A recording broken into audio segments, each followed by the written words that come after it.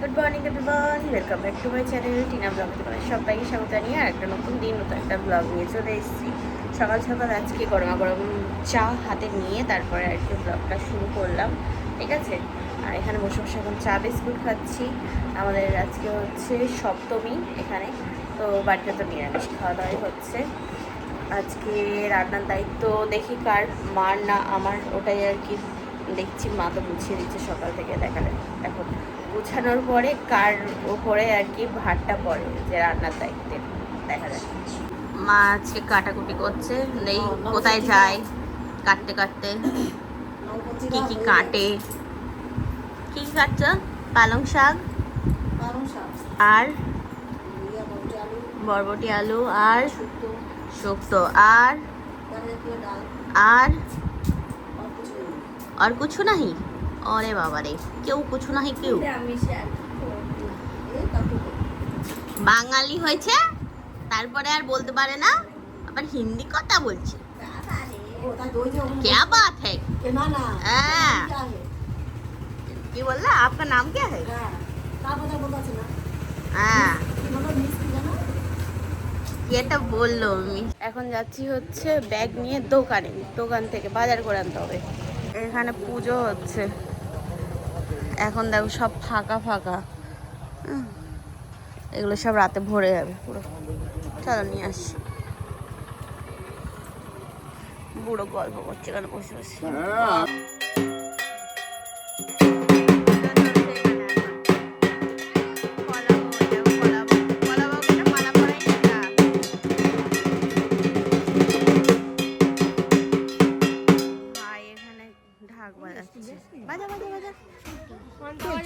ও ঘন্টা বাজতে পারে, আচ্ছা এরকম ব্যাপার।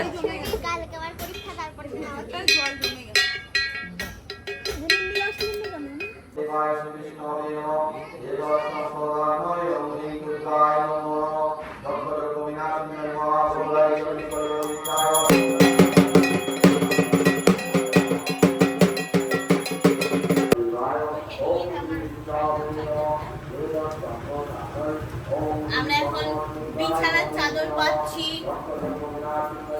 হ্যাঁ, আজকে দেখো না, ওরা বিয়ে বাড়ি জানো, মনে হচ্ছে বিয়ে বাড়ি। আমাদের বাবা পুজো হচ্ছে বাড়িতে, আমরা একটু সাজবো, আমাদের খাটটা সাজাচ্ছি আমরা। ঠিক আছে, তা বালিশের কভারগুলো তাহলে নিয়ে আসো, ভালো ভালো কভার। আমি জানি না আজকে সকাল থেকে আমার কেন মুড অফ আছে, তবে আমি তোমাদের সাথে শেয়ার করতে চাই কিছু।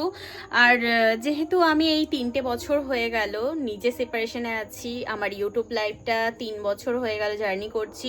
তোমরাই আমার পরিবার, তোমরাই আমার বন্ধু, সবসময় যেহেতু হাসি খুশির টাইমটাই যখন তোমরা আমার পাশে থাকো, আজকে মনে হলো যে না, আমার এই দুঃখভারী জিন্দগির আর কি কিছু কথা, কিছু মুহূর্ত তোমাদের সাথে শেয়ার করি।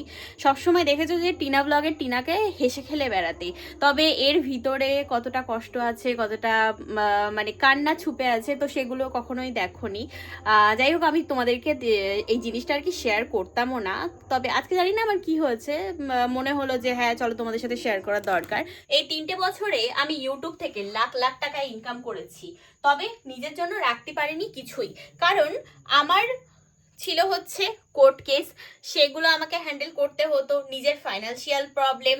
আর তার থেকেও বড় কথা, একটা মেয়ে যখন সেপারেশনে থাকে তখন তাকে নিজের দায়িত্ব নিজেকেই নিতে হয়, তার খাওয়া পড়া থাকা সব কিছু। আর এখনো পর্যন্ত আমি আমার বাবার বাড়িতেই আছি, ইউটিউব থেকে ইনকাম করেছি ঠিকই, কিন্তু সেই টাকাগুলো রাখতে পারিনি। দিনের শেষে এসে আমি একটা বিগ জিরো। আর সব থেকে বড় কথা, একটা মেয়ে বলো ছেলে বলো, তার একটা দায়িত্ব থাকে, মানে স্বপ্ন থাকে যে নিজের জন্য একটা বাড়ি তৈরি করার, নিজের একটা মাথা গোজার ঠাঁই করার। কিন্তু আমিও আর কি সেই পর্যায়ের মধ্যে দিয়ে যাচ্ছিলাম, তবে পরিস্থিতি আমাকে কোনো রকম ভাবেই সেই জায়গাটায় মানে নিয়ে যেতে পারেনি। একটা দিক দিয়ে আমি ভেবেছিলাম যে হয়তো সময়ের সাথে সাথে সবকিছু ঠিক হয়ে যাবে, কিন্তু এই মানুষের নেগেটিভ কমেন্ট, আর তার থেকেও বড় কথা হচ্ছে সেই টাইমটাই আমি ম্যাচিওর ছিলাম না। যেমন 2 হাত ভরে ইউটিউব থেকে ইনকাম করেছি, সেরকম আমি 2 হাত খুলে খরচও করেছি।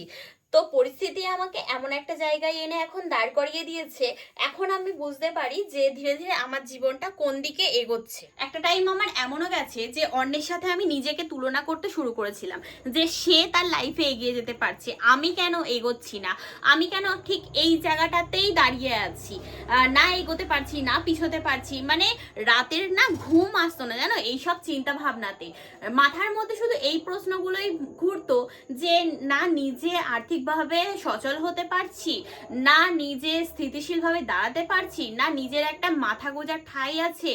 মানে যাই করছি না কেন সবকিছু যেন আমার কাছ থেকে হারিয়ে যাচ্ছে, এটাই হচ্ছিল।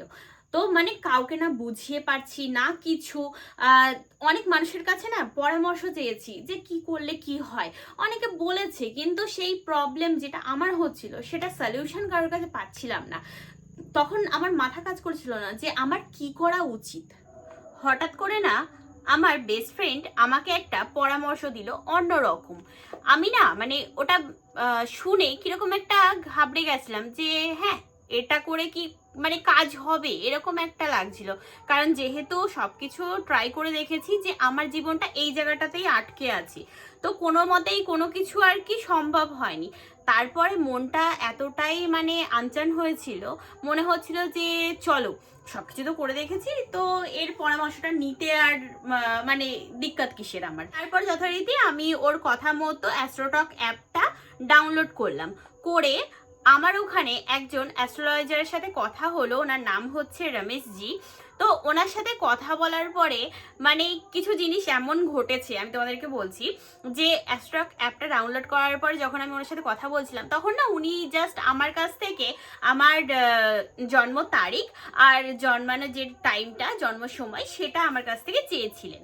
এবার যথারীতি আমি ওটা দেওয়াতে উনি গড় করে আমার লাইফে যা যা আজ পর্যন্ত ঘটে এসছে সেগুলো মানে বলে দিয়েছে। আর ওনার বলে দেওয়ার পরে আমার জাস্ট রিয়াকশনটা ছিল OMG, মানে এটাও সম্ভব। মানে উনি জানেন না আমার ব্যাপারে কিছু, আমি কিছু বলিনি, কিচ্ছু করিনি, এটা মানে কি করে সম্ভব। তারপরে যথারীতি তখন আমার আর কি মনের মধ্যে একটা বিশ্বাস আসলো যে হ্যাঁ উনি যখন এইটুকু জিনিসের মাধ্যমে আমার পুরো লাইফটা বলে দিলেন যে কি কি ঘটে এসছে আমার লাইফে, আর আগে আমি কিভাবে এই প্রবলেমটার থেকে বেরিয়ে আসতে পারবো, ভালো সলিউশন পাবো, যখন বললেন তখন আমার মনে ভরসা আসলো যে হ্যাঁ চলো ওনার সাথে একটু কথা বলে দেখা যেতেই পারে। উনি না আমাকে কিছু পরামর্শ দিয়েছিলেন যেগুলো আমি ফলো করাতে আমি বুঝতে পারলাম যে আমার পরিস্থিতিটা আস্তে আস্তে স্বাভাবিক হতে শুরু করলো। কেমন যেন, কারণ একটা জায়গায় আমি আটকে গেছিলাম, ঠিক আছে, সেই জায়গার থেকে তো আমি এগোতে পারছিলাম না। এবার যখন সেগুলো আমি ফলো করা শুরু করলাম তখন না আমার আস্তে আস্তে নতুন কাজ আসা শুরু করলো, আমি আর্থিকভাবে সচল হতে শুরু করলাম। আগে যেটা ছিল না আমার মধ্যে ম্যাচিউরিটি, ওটা গেইন করলাম। আর শুধু আমি বলেই না, প্রত্যেকটা মানুষের জীবনেই সমস্যা আছে, সেই প্রবলেমগুলো হয়তো তারা বলতে পারে না। কারোর জীবনে চাকরির সমস্যা, কারোর জীবনে তো আবার সাংসারিক সমস্যা। তো এই যেমন আমারটা ছিল আমি তোমাদেরকে বললাম। তো আমি বলবো যে সঠিক সময় একটা সঠিক মানুষের দরকার হয়, যার পরামর্শ নিলে হয়তো এই সমস্যাগুলোর সমাধান আমরা ইজিলি করতে পারি, আর নিজের লাইফটাকে আরো কিভাবে সুন্দর করব, সচ্ছল করব, সেগুলোও আমরা জানতে পারি, বুঝতে পারি। আমি তো তোমাদেরকে এটাই বলবো যে তোমাদের লাইফে যদি কোনো এরকম সমস্যা হয়ে থাকে তাহলে একজন ভালো জ্যোতিষীর পরামর্শ নাও, আর জীবনটাকে আবার সচল করে নাও ঠিক আমারই মতো। তোমাদের সুবিধার্থে আমি কিন্তু অ্যাস্ট্রোটক অ্যাপের লিঙ্কটা আমার ডেসক্রিপশন বক্সে দিয়ে রেখেছি, তো ওখান থেকে অ্যাপটাকে ডাউনলোড করে তোমরা কথা বলতে পারো অ্যাস্ট্রোলজারের সাথে। আর হ্যাঁ, সব থেকে ভালো ব্যাপার হচ্ছে এখানে ফার্স্ট চ্যাট একদম ফ্রি। তাই যে আমাদের ডাব নেওয়া হচ্ছে, ডাব ডাব খাওয়া হবে। কটা হলো? চারটে।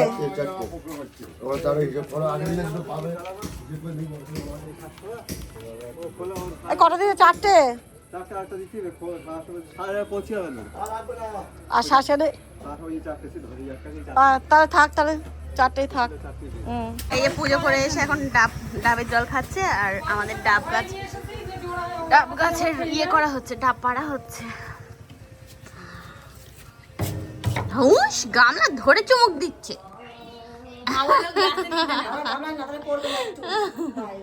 হ্যাঁ ওটাই পড়বে না। হ্যাঁ চা না খেয়ে ভালো হয়েছে, উপোস করে আছে না।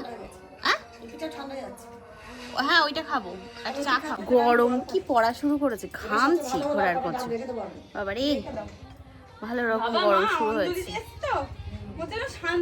সেদিন ওই বৃষ্টিটা হওয়াতে বেশ ঠান্ডা ঠান্ডা হয়ে যাচ্ছিল, যেদিন ওই যে রাধাকৃষ্ণ ইয়েতে রাস্তায় বেরিয়ে নাচ করতে করতে যাচ্ছিল নগর পরিক্রমায়, তাই তো গঙ্গা বাড়িতে যাচ্ছিল, খুব সুন্দর বেশ সুন্দর লাগছে।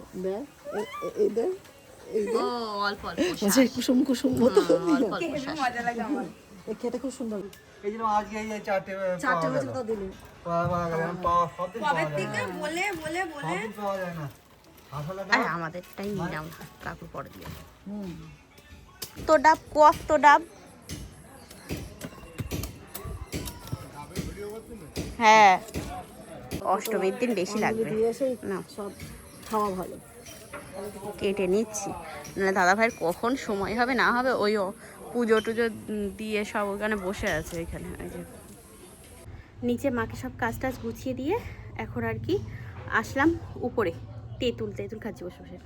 যাই হোক স্নান করব, তো ভাবলাম যে একটু মানে বসে একটু রেস্ট নিচ্ছি, এখন ঘেমে গেছি তো একটু রেস্ট নিচ্ছি যখন, তাহলে একটু বসে আছি তেঁতুল খাই।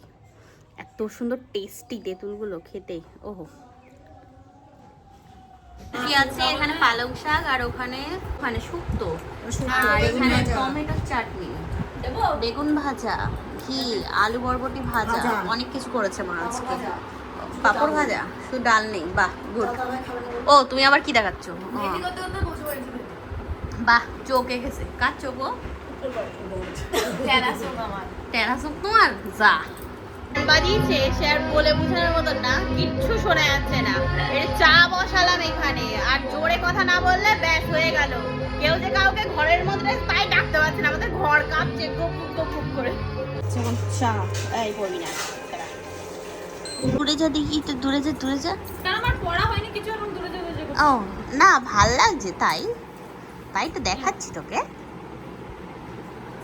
ঠিক বলেছো তুমি, একদম এখন একটা ঠিক কথা বলেছো। এ ভাই আদৌ পাবলিক দেখতে হবি তো তুই।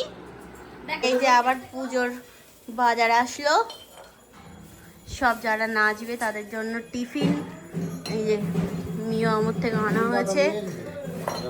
এ দোকানপাট শুরু হয়ে গেছে, চলো ওইদিকে চলো দেখি, আরতি হচ্ছে আরতি। সন্ধ্যাবেলা এখন সন্ধ্যা আরতি হচ্ছে।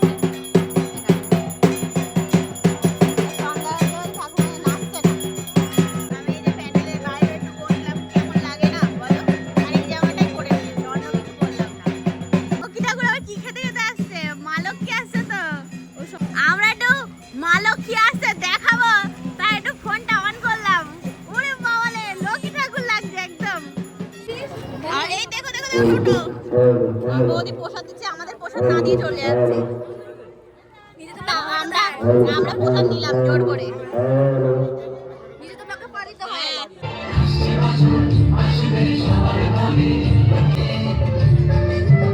এই যে শুরু হয়ে গেছে আমাদের এখানে নাচ, আমরা এসে বসেও গেছি আমি আর রীতা। ঠিক আছে, এর আগের দিন আমি আর রীতায় বসেছিলাম। আমরা ভারত মাতাকে খুবই ভালোবাসি, ওই যে সবাই আসছে, ভারত আমার মা। এবার এই নিয়ে এবার নৃত্য পরিবেশন করতে ডেকে নেব ঐশ্বর্য, ঈশা, শ্রুতি।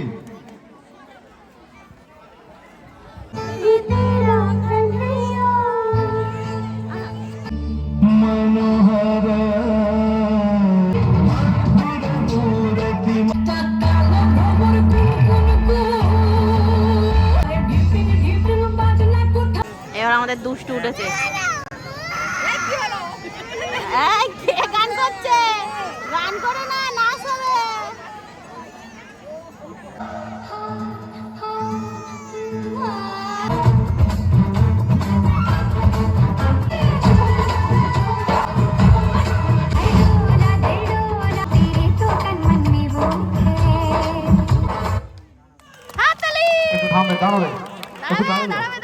ধন্যবাদ শ্রুতি ও শান্তিকাকে।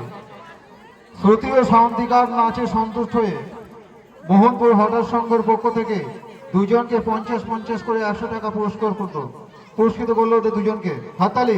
100 টাকা পুরস্কার দিয়েছে মোহনপুর হঠাৎ সংঘ দুজনকে। সামনে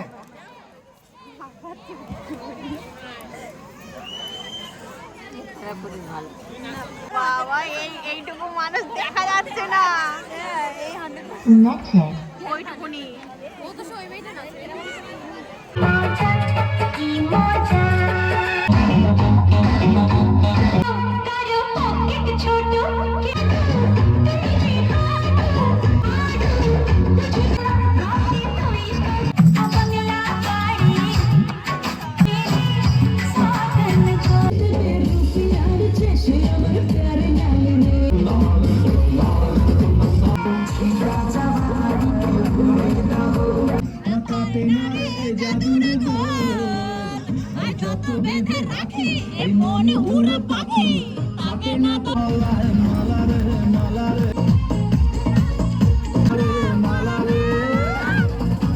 এবার হচ্ছে পাগলা ডান্স, বুঝেছো?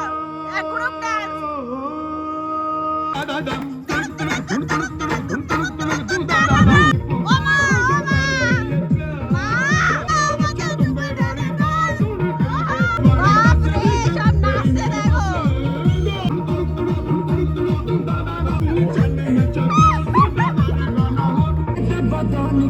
देखो ना पटौनी की चादर बिछा दी हमी चादर बिछा दी हमी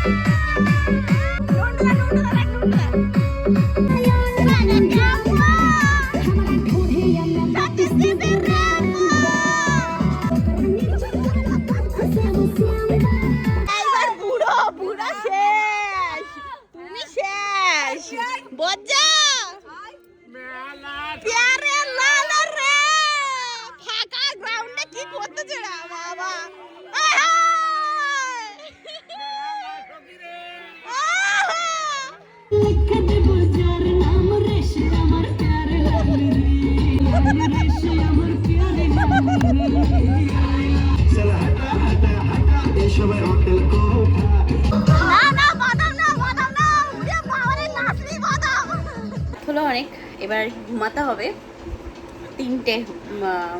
3টে বাজে। হ্যাঁ, মাথায় তেল দিলাম ভালো করে, আচ্ছা মতো, বুঝেছো? ঠান্ডা তেল। আগামীকাল মাথা ঘষবো। আবার তোমার এই মানে হয়েই গেল। আবার অষ্টমীর অঞ্জলি দিতে হবে সবাই মিলে একসাথে। তো সকাল সকাল উঠতে হবে, 10টায় বললো অঞ্জলি শুরু আর কি। তো যাই হোক, চলো আজকে ভিডিওটা কেমন লাগলো জানিও। আজকে আমাদের এই পাড়ার এখানকার সব মেয়েরা নাচলো। তো আমার তো পুকুর নাচটা অনেক ভালো লেগেছে, ডোলারে গানে। এখন বলবে নিজেদের মধ্যে দেখলে বুঝতে পারবে ব্লগ। সেটাই। তো যাই হোক, চলো আর বেশি কথা বলবো না, উঠতে হবে সকাল সকাল। তো আবার দেখা হচ্ছে নেক্সট ব্লগে তোমাদের সাথে। আজকের মতো tata, bye bye, good night, sweet dream, ভালো থেকো সবাই, টাটা।